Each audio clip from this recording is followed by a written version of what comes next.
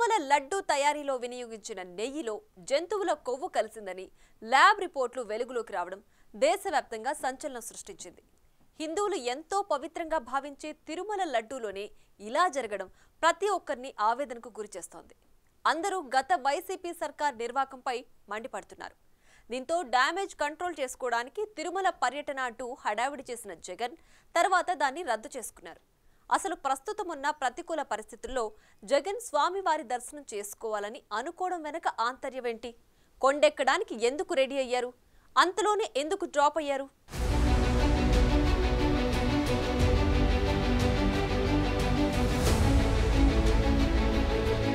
YCP ప్రభుత్వం హయాంలో తిరుమలలో లడ్డూలో కల్తీ నెయ్యితో పాటు ఇతర విభాగాల్లోనూ పెద్ద ఎత్తున అవినీతి జరిగిందన్న ఆరోపణలు వెల్లువెత్తుతున్నాయి. వీటిపై టీడీపీ కూటమి ప్రభుత్వం ప్రత్యేక దృష్టి సారించడంతో వైసీపీ హయాంలో జరిగిన అవినీతి అక్రమాలు ఒక్కటొక్కటిగా వెలుగులోకొస్తున్నాయి. పవిత్ర పుణ్యక్షేత్రంలో ఘోరాలకు పాల్పడిన వారిపై కఠిన చర్యలు తీసుకోవాలని హిందువులు, హిందూ సంఘాల ప్రతినిధులు డిమాండ్ చేస్తున్నారు. దీంతో సీఎం చంద్రబాబు నాయుడు లడ్డూ కల్తీ ఘటనపై సిట్ విచారణకు ఆదేశించారు. మరోవైపు తిరుమలలో లడ్డూ కల్తీపై అర్చకులు సంప్రోక్షణ యాగం నిర్వహించారు.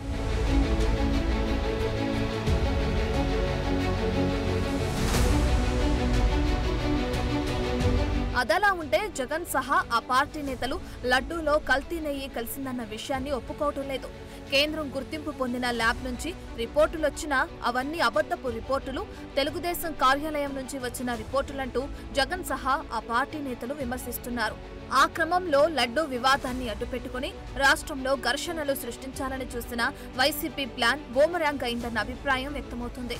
ఆయన తిరుమల యాత్ర రద్దు చేసుకోవటం, తిరుమల దేవుడిపై విశ్వాసం ఉందని డిక్లరేషన్ ఇవ్వటం ఇష్టం లేకే అని తేలిపోయింది.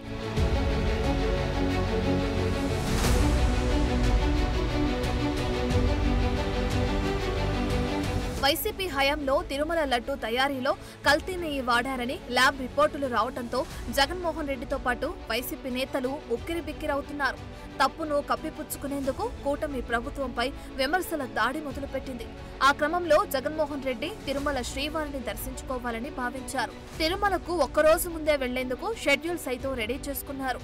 తిరుమల వెళ్లే క్రమంలో పోలీసులు జగన్ను అడ్డుకుంటే పెద్ద ఎత్తున ఘర్షణలకు దిగేందుకు వైసీపీ శ్రేణులు సిద్ధమయ్యారన్న ప్రచారం జరిగింది. రాయలసీమలోని పలువురు ముఖ్య నేతలకు ఈ మేరకు స్వయంగా వైసీపీ పెద్దలే ఆదేశాలు ఇచ్చారంటున్నారు. జగన్ ని తిరుమల వెళ్లకుండా అడ్డుకుంటే తిరుపతి ప్రాంతంలో అలజడులు సృష్టించి తద్వారా ఆ విషయాన్ని జాతీయ స్థాయిలో ఫోకస్ అయ్యేలా చేయడానికి వైసీపీ స్కెచ్ గీసిందంటున్నారు. వారి వ్యూహాలను ముందుగానే పసిగట్టిన CM Chandrababu, deputy CM Pawan Kalyan, కూటమి నేతలు ఎవరూ జగన్ను అడ్డుకోవద్దని, ప్రశాంత వాతావరణంలో జగన్ తిరుమల పర్యటన సాగేలా చూడాలని సూచించారు. ఎందుకైనా మంచిదని ప్రభుత్వం ఆయనకు ఎలాంటి ఆటంకాలు లేకుండా వందల మంది పోలీసుల భద్రత ఏర్పాటు చేసింది. కాన్వాయ్ కూడా రెడీ చేసింది.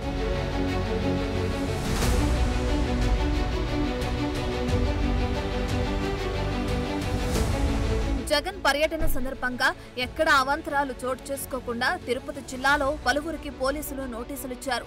జగన్ తన పార్టీ శ్రేణులకు పోలీసులు నోటీసులు ఇవ్వడంపై పెద్ద రాద్ధాంతం చేశారు. రాష్ట్రంలో ఎప్పుడూ చూడని రాక్షస రాజ్యం నడుస్తుందని, దేవుడి దగ్గరకు వెళ్లాలనుకుంటే అడ్డుకునే మనస్తత్వం తన రాజకీయ జీవితంలో ఎప్పుడూ చూడలేదని ఆందోళన వ్యక్తం చేశారు. రాష్ట్రంలో ఈరోజు ఎప్పుడూ కూడా చూడని రాక్షస రాజ్యం నడుస్తూ ఉంది. నిజంగా దేవుడి దగ్గరికి వెళ్ళే కార్యక్రమాన్ని కూడా అడ్డుకునే మనస్తత్వం బహుశా నా రాజకీయ జీవితంలో నేను ఎప్పుడు చూడలే. దేవుడి దగ్గరికి దర్శనం చేసుకునేదానికి వెళ్తాము అని అంటే కూడా అడ్డుకునేందుకు ప్రయత్నం చేస్తూ అడుగులు వేస్తూ ఉన్న పరిస్థితులు బహుశా ఎప్పుడూ కూడా జరిగి ఉండదు. దేశంలో కూడా ఎప్పుడు బహుశా జరిగి ఉండదు. రాక్షస రాజ్యం అనేది ఇదే. ఆశ్చర్యం ఏమిటంటే తెలుసా, ఈ మాదిరిగా వైఎస్ఆర్సీపీకి సంబంధించిన కార్పొరేటర్లకు ఈ మాదిరిగా వైఎస్ఆర్సీపీకి సంబంధించిన నాయకులకు, ఈ మాదిరిగా వైఎస్ఆర్సీపీకి సంబంధించిన అనేక మంది శ్రేణులకు ఈ మాదిరిగా నోటీసులు ఇవ్వడం,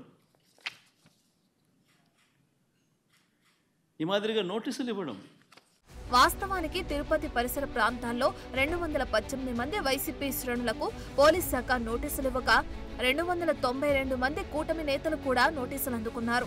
వీరిలో 154 మంది టీడీపీ నాయకులు, 138 మంది జనసేన నాయకులు ఉన్నారు.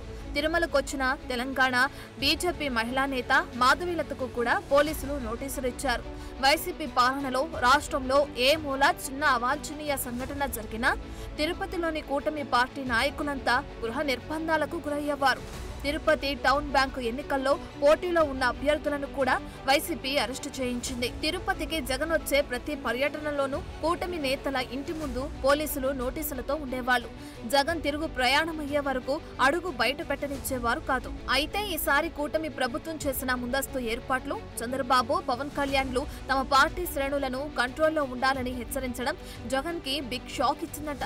తనను అడ్డుకుంటే ఆందోళనకు తెరతీయాలని భావించిన జగన్ కు కూటమి ప్రభుత్వ నిర్ణయం మింగుడు పడని అంశంగా మారిందంటున్నారు.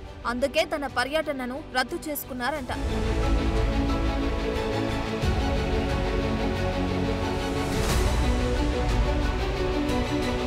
మొత్తానికి తిరుమలలో పర్యటించి రాష్ట్ర వ్యాప్తంగా ఉద్రిక్తత పరిస్థితులు నెలకొనేలా చేయాలని భావించిన జగన్ కు అపార రాజకీయ అనుభవం కలిగిన CM Chandrababu, deputy CM Pawan కళ్యాణ్లు తమదైన వ్యూహంతో చెక్ పెట్టి బిగ్ షాక్ ఇచ్చారు. ఇప్పుడు డిక్లరేషన్ ఇవ్వడానికి ఇష్టం లేక జగన్ తిరుమల పర్యటన రద్దు చేసుకోవడంతో ఆయన హిందూ వ్యతిరేకి అని, ఆయనకు తిరుమల దేవుని పట్ల విశ్వాసం లేదని తేలిపోయిందని పరిశీలకులు విశ్లేషిస్తున్నారు. ఈ ఎఫెక్ట్ తో జగన్ రానున్న 5 ఏళ్ల కాలంలో తిరుమల వచ్చే అవకాశం లేదని ఆయన గురించి బాగా తెలిసిన వారంటున్నారు.